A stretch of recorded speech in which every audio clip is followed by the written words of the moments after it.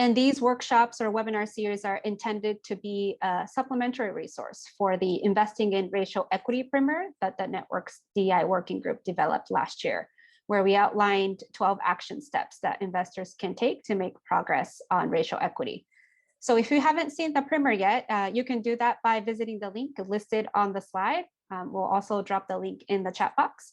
And if you have thoughts on speakers to engage or topics to dive into for these series, please contact me through the email listed there. And also my email will be dropped in the chat box as well.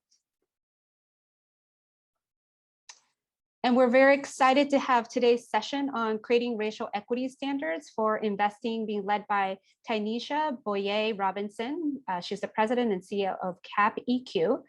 And she's been helping Fortune 500 clients and others change the way the world does business and writing about enterprises that do well and do good for over a decade.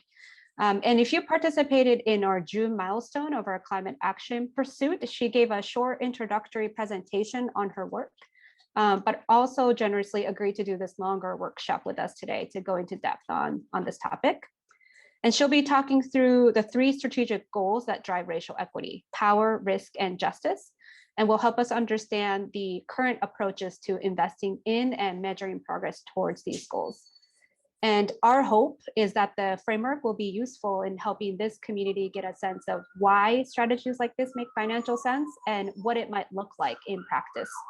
And we'll have Tynesia present for about 20 minutes, but the remaining time will be for group discussion. So we look forward to hearing your input and reactions to what she has to share.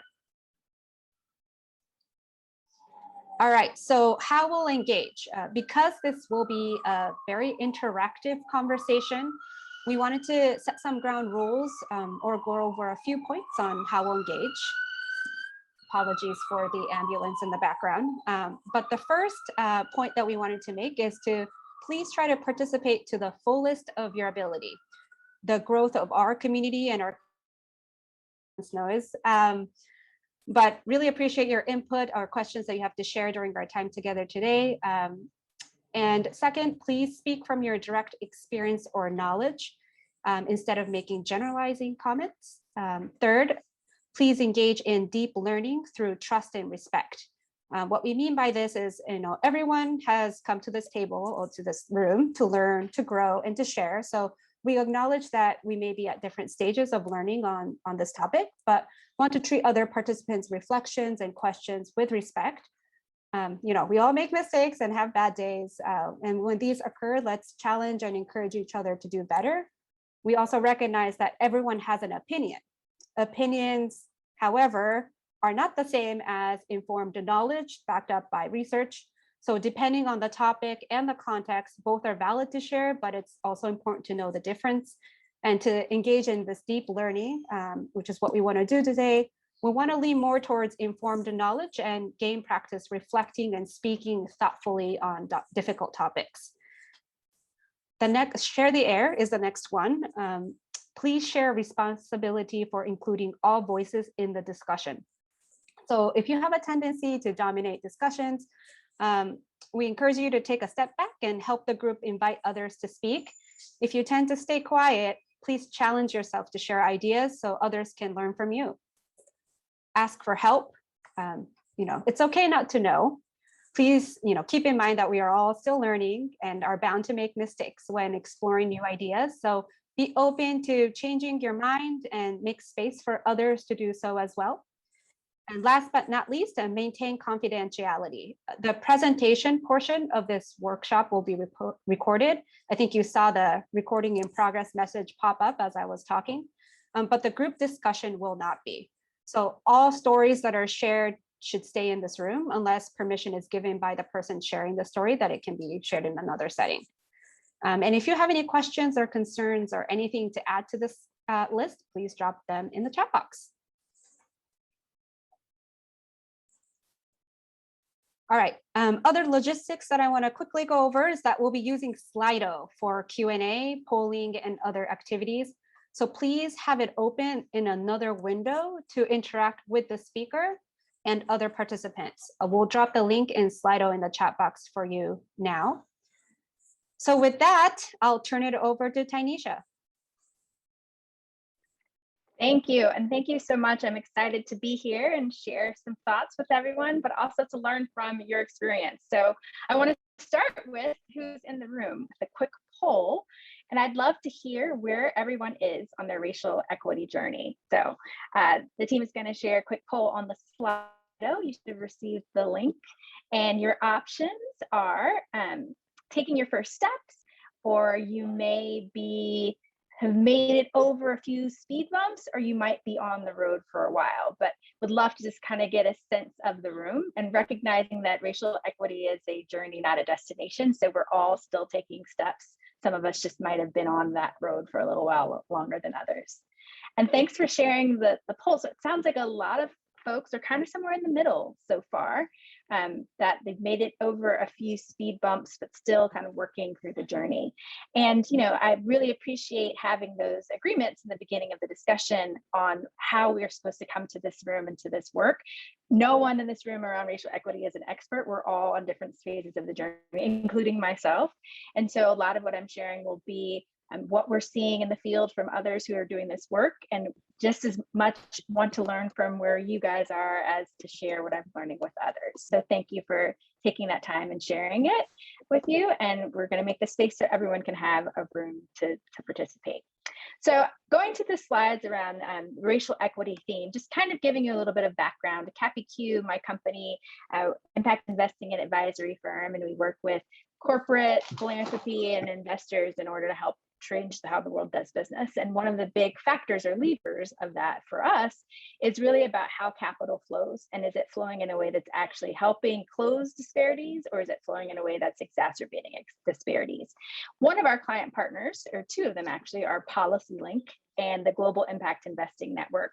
And we've been working with them to embed a racial equity theme within their IRIS Plus standards, which often is the place that impact investors go to make sure that their outcomes or their impact investings are having the outcomes that they're looking for.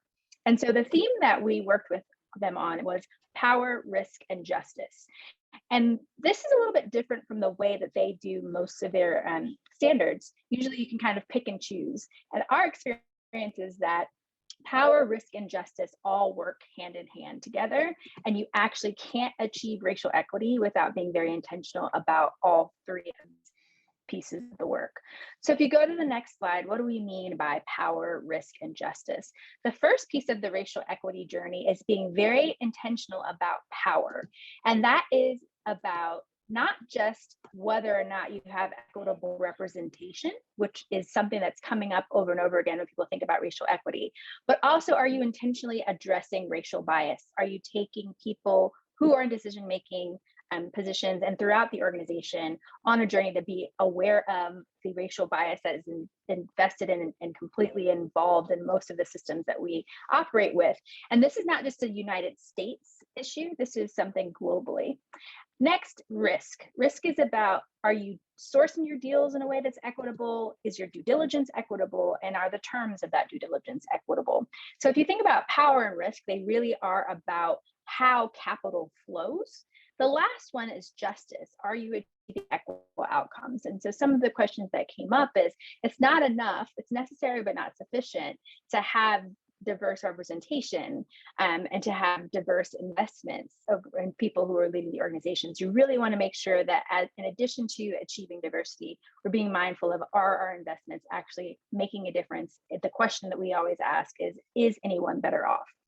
Now, I'm going to step back because I know one of the pieces of feedback we received is just being overwhelmed by all of the different standards and all of the different pieces. So another reason why we picked power, risk, and justice as the overarching theme is because regardless of what your industry is, you can assess what are you doing about these buckets of work. And it's simplified enough where you can wrap your head around it, but not so oversimplified that you're not very intentional about what that approach is.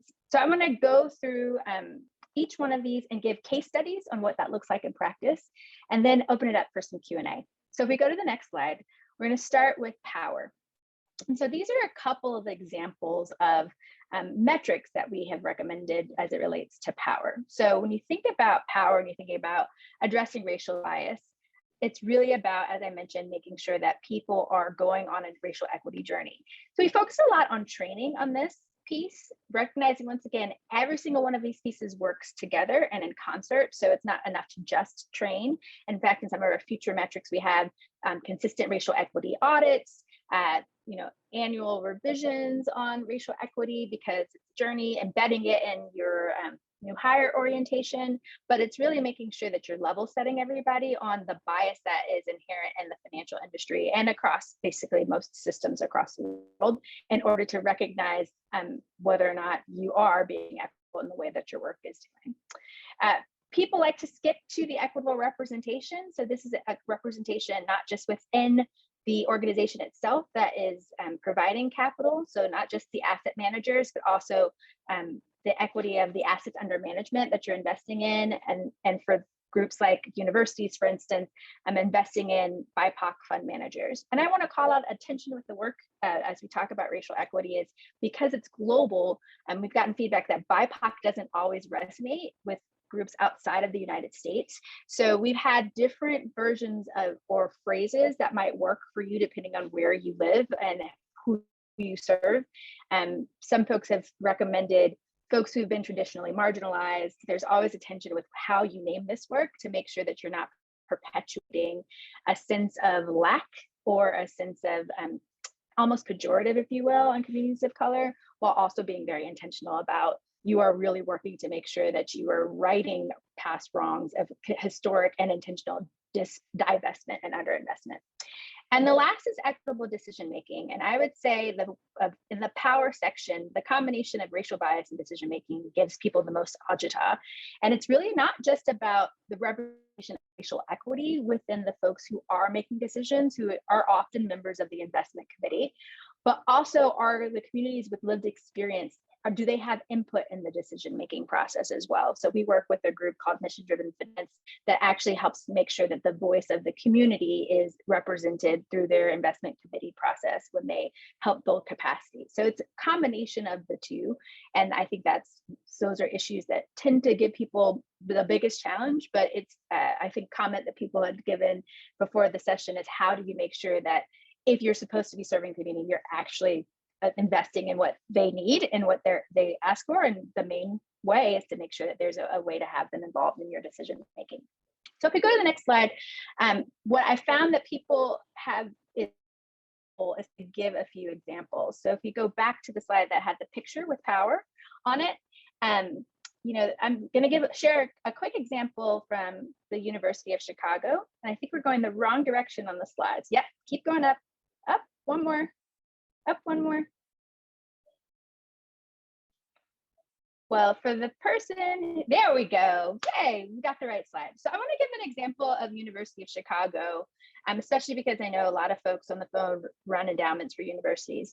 So the University of Chicago in 2008, so way before folks found it popular to be focusing on racial equity, decided that they needed to address the issues of diversity within the university and also very intentionally within their endowment. So they have an $8.5 billion endowment. And because of the intentionality of their work, over time, they moved from having basically no investments in racial equity from their endowment to having about 15% of their total endowment focused and shared with diverse fund managers. And this work didn't happen overnight. If you think about that 15%, that is in comparison to the 1.3% that the overall US asset management industry has with diverse managers. So it's a pretty significant shift, not just for the university, but as a comparison. And so what did it take to make that happen? First, they had to actually have their leadership aware of and addressing the issues of race. So they had to take that on as a strategy. And so you looked at the chief investment officer of the endowment, they took that on, but they took that on in partnership with their Office of Business Diversity. And so lots of times when you're doing equity work, it has to come from multiple places in order for it to have the right stickiness, but also for people to help support each other in their blind spots. So the day-to-day work of an endowment investor is not necessarily racial equity. And so having that great balance is helpful. Someone in the chat asked to repeat the percentage of the overall fund managers identifying as BIPOC. So overall in the US asset managers, diverse fund managers, the investment in diverse fund managers is 1.3%. The University of Chicago, their investment in diverse fund managers is 15% of their overall portfolio. So that was the percentages for the folks who asked. But it wasn't enough to just be on the inside. And I think this is something that I've gotten feedback from you as well on this. It was really helpful that they had John Rogers on their board of trustees. And so he worked, and John Rogers is really well known in the investing space as the co-CEO of Ariel Investments. So he took it on at the governance level to help shepherd the governance along this journey. And I think that's something when people get stuck on the power piece of the power, risk, and justice frame, it's this tension between, even if you want to do something within your institution, if governors don't go along with you, you won't be able to have as much of an impact. So they focused on that and had the group take on this very specific goal on, we want to increase our investments in diverse fund managers. And then from that, they started to use some of the things that already existed within the university's culture and system. So lots of times when people think about racial equity, they think about, oh, we have to reinvent the wheel in these ways or these places. And actually for them, they started with inviting diverse fund managers to their equity and inclusion work that the university had for other procurement. So they had a process in place for this. They just didn't have it in place for their existing endowment fund managers. And what they saw over time, and I think this is something that came up in the comments as well, is, how do you focus on racial equity and still preserve alpha? And what the university president, the chief investment officer of the University of Chicago has seen over time is not only has it helped with diversity overall to be able to be walking your walk throughout the university, from the way the funds come in to the way the staff works, but also that they're getting different and more interesting investment opportunities and returns as a result of this diversity. And I think one of the challenges that you see in the space overall is because the intersection of racial equity and investing is relatively new in terms of something that people are trying to address, on a main stage in a way that they had in the past. It's often difficult to find the data or the factuals that show what is the impact of racial equity. And it's helpful that University of Chicago since 2008 has been doing this, actually has that data as a track record. So hopefully that case study is helpful, kind of showing how all of those pieces of power and decision making and representation and in racial bias can show up for a specific organization. So let's go to the next slide, which is risk. And for those of you who hear a booming voice in the background, it's my lovely husband, who is supposed to be quiet on the porch, but he's not. So moving on to risk.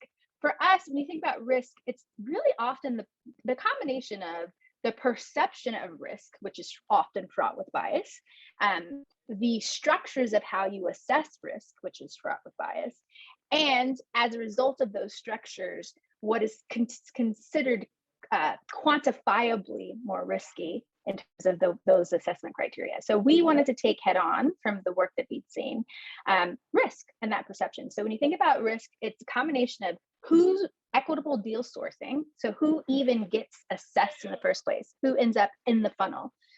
Next is the due diligence process. So what is the process that you go through to assess whether or not someone is deserving or is not of capital? And how did those processes and criteria come to be? And then the last is the terms. Based on a history of underinvestment and intentional divestment, how are you being thoughtful about the terms to not perpetuate that inequity? So I'll give a couple of examples of that if you go to the next slide.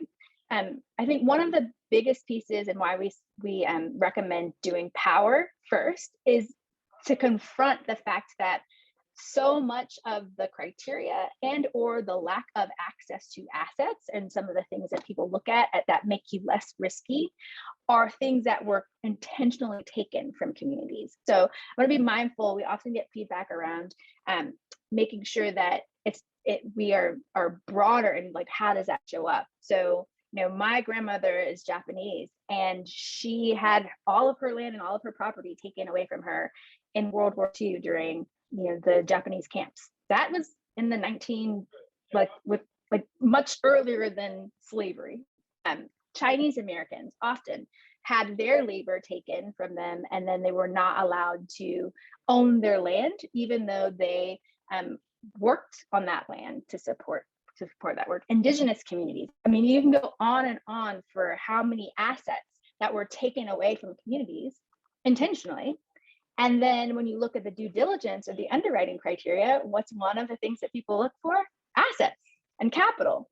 That one is one that is one of the easiest ones to wrap your head around, because people kind of, when you step back and you think about historically taking land away and the ripple effects of that, that sense of, this is like an inherent and intentional double standard in terms of our due diligence, is the easiest one to wrap your head around, but it's all throughout the processes. So you kind of have to start with just recognizing and owning that that criteria, while it seems on its surface as quantitative, was actually often designed in order to divest from specific communities or take away from specific communities. So what can you do instead? I think due diligence is one where this is what I think is some of the sexiest part of this work, but it's also some of the kind of more technical stuff. So each community the way you deploy assets, people do those assets or the capital very differently. So for instance, one group we're working with is underwriting for racial justice. They focus on debt. It's a group of financial institutions across the United States, and actually, I think it's just the United States for now. But they're going and they're revisiting the 5 Cs. You think about capital, collateral, character, cash flow, credit. And so they're going back and actually fundamentally changing a lot of the way that they assess underwriting for debt. Another group that you might have seen is Adesina. I think Adesina Capital. I always want to say the last name of their word is not capital, but they work together with a group of folks for venture capital for due diligence 2.0. And so one of the big things, particularly in the equity space, is around being first money. When you think about, we don't want to be first money as a due diligence criteria, that's often perpetuating the fact that communities of color often have not had access to the capital to be able to have the first money. So you kind of put them in this rat race or this trap where they're not able to access capital. So those are just a few examples of due diligence criteria shifting. Another example when I talk about terms, so I think I touched a little bit on who's in the top of the funnel in the former example about finding diverse fund managers. But when you think about terms, there are all sorts of things. Most people think about time-based terms and percentages. And so there are all sorts of different approaches now for terms, from revenue-based financing to event-based triggering. And so thinking about how is this capital landing in a way to maximize the success of the group that we're investing in. So those are just a few examples of how risk, the perception and the assessment of risk can shift and should shift if you want to have racial equity as part of the core of the way that you do your impact investing work. So we go to the next slide, which I think of all of the pieces is the hardest. It's justice. And so, there's kind of, when you think about justice, it's a combination of, is anyone better off? So are you actually, in addition to equity and representation, are you proactively addressing disparity? Are you proactively closing gaps? And the intersectionality of those gaps is so intense that it could be health gaps, it could be education gaps, it could be racial wealth gaps, but is your investment actively making those disparities shrink? So, this is such a huge topic because there's so many different ways people use their impact investing work that we try to give guidance on, no matter what you're investing in, what's one thing you have to, thou shalt do, thou must do, is disaggregate by race and gender, race, ethnicity, and gender, BIPOC and gender. Because oftentimes, people have heard this before in other spaces. You can say, 80% of our group who we invest in has achieved these outcomes, but then when you disaggregate, you see a large percentage of Indigenous folks have not even been served or actually don't have the same outcomes. And so you cannot declare success as a racial equity investor if you are not aware of and intentionally have the data for how your investments are impacting different communities, particularly of color. A couple of other examples of justice is actually starting to push as industry. So if you are an impact investor and you focus on education or you focus on health, push more for specific industry metrics. And that and some of our other portfolio that the Global Impact Investing Network focuses on is for sustainable agriculture. One of their specific racial equity metrics is around land ownership because of all of the issues I had said before. That is something, land assets and land ownership disaggregated by race, ethnicity, and gender, particularly globally, not just in the United States, is a critical data point on racial equity because of the divestiture and the seizure of land. And so they've taken that on as a very specific example. And I think for all of you on the phone, the more work you can do to start to get specific industry metrics based on your investment criteria, the easier it will be for us to be able to track our racial equity journey together. The other piece, I think, do no harm, is being consistent in your investments. So when you think about it, if in one hand you're investing in closing racial equity gaps, and then the other hand you are actively deploying its capital in a way that keeps people from having living wages, that's inconsistency in your portfolio. So thinking about the do no harm, not just your racial equity part of your portfolio, but overall, are you walking the walk and talking the talk in your investment approach overall? And the last piece, I think, is around advocacy. So being mindful of if you're aware of all of the ways that disparities and gaps are occurring, how are you not just using your capital, but using all of your capital, your financial capital, your intellectual capital, your human capital, your influencing capital, to advocate for what will close gaps outside of just how you're deploying the capital. So that's justice. It's meaty, it's heavy. And so we try to keep it to a handful of things that you can work on that you'll have to take and infuse in your work. So if you go to the next slide, I'll give you a couple of examples of what that can look like. And so I'll give one example. I mentioned before that all of these issues are interconnected. And so when you're doing your impact investing work, there's a couple of different ways you can think about, are you making folks' lives better off as a result of your work? So, one group that we work with very closely is Impact America Fund and Keisha Cash. They intentionally find and invest in businesses that are specifically focused on one or more of these issues that are a disparity within communities and communities of color. So for instance, Care Academy, they focus on care, not just for the, if you think about care, overwhelmingly women of color are over-indexed in those industries. That industry tends to not actually pay well. It doesn't have really great career pathways. And as a result, not only is the person or the woman, in many cases, not being paid well, but then as a result of not being invested in, the folks that they are caring for often aren't getting the best care. So you hit a health issue, you hit an education issue, you hit an income and wealth issue, all with just that one investment. So that's an example of designing your portfolio in a way where the day-to-day work, the business product or service that is being provided is about specifically changing one of these outcomes. Another group that is one of our client partners is Jacmel Growth Partners, and they're a private equity firm. And they actually focus on, businesses that are about $2 to $4 million in EBITDA, about 200 employees. They like focusing on labor-intensive businesses, and as part of their assessment when they purchase a company, CapEQ provides an impact assessment. And so we say, what is it that you can uniquely do to drive impact in this purchase? So for instance, they purchased a document management company, and you would think maybe that environment would be the number one thing, but what we saw that was an impact for them was actually focusing on their workforce and investing in their workforce in a different way. So they built a community college partnership within their workforce development. They intentionally diversified their staff.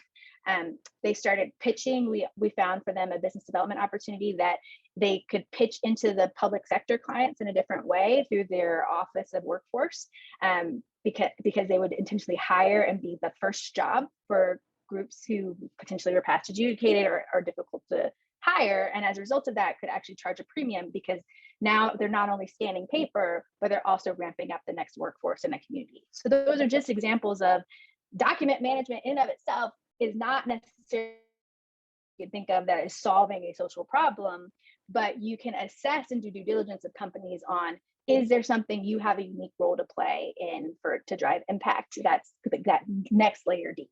So those are just a couple of examples of that.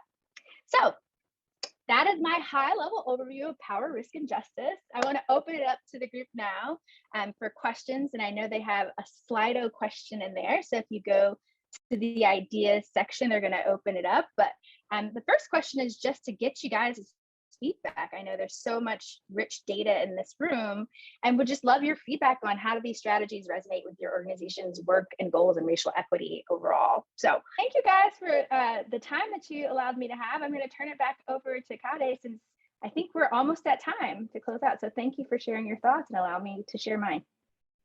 Excellent. Thank you so much, Tynesia, for leading this conversation with this community, and to all of our participants and interns for your engagement on Slido and Zoom. And also, if you'd like to learn more about Tynesia's work, you can also check out her book on approaches to implementing large-scale social change. It's called Just Change: How to Collaborate for Lasting Impact, which we can also drop in the chat. Otherwise, please stay tuned for more webinars on racial equity investing, and reach out to us if you're looking to learn more about this work, or if you have any thoughts about topics we can cover through these series. Thank you again, and have a great rest of your day.